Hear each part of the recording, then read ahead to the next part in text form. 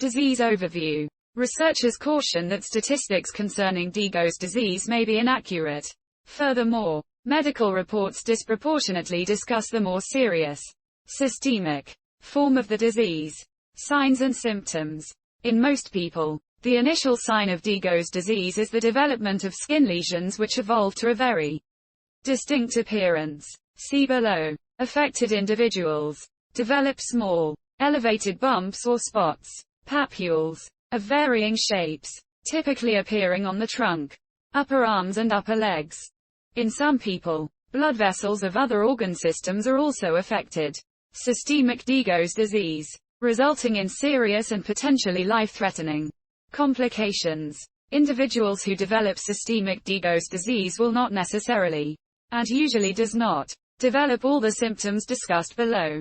The most common internal organ affected by systemic Degos disease is the gastrointestinal GI tract. Gastrointestinal involvement may present anywhere from a few weeks to a few years after the skin lesions develop. Causes. Degos disease is caused by multiplication of the cells lining small arteries, resulting in the narrowing or blocking of affected vessels termed arterial occlusion. Areas of severely damaged tissue. Necrosis may appear in locations where these affected arteries restrict blood flow, known as occlusive arteriopathy. Affected populations. Since its recognition as a distinct clinical entity by Dr. Degos in 1942, well more than 200 cases of Degos disease have been reported in the medical literature. However, the exact incidence of the disorder is unknown. One study found that females develop the benign cutaneous form of Degos disease more often than males. Diagnosis.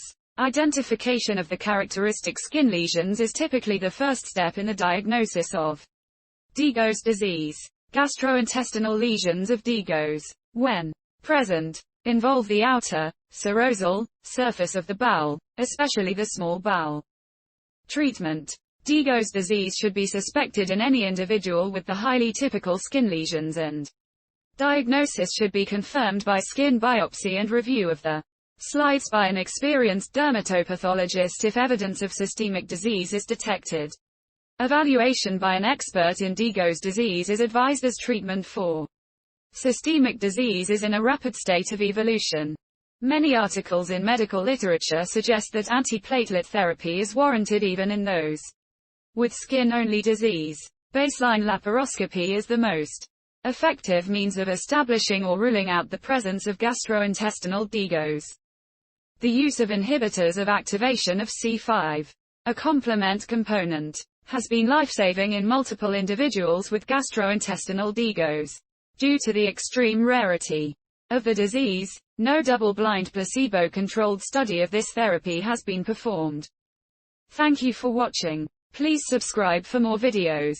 Your like, comment, and share always motivate us.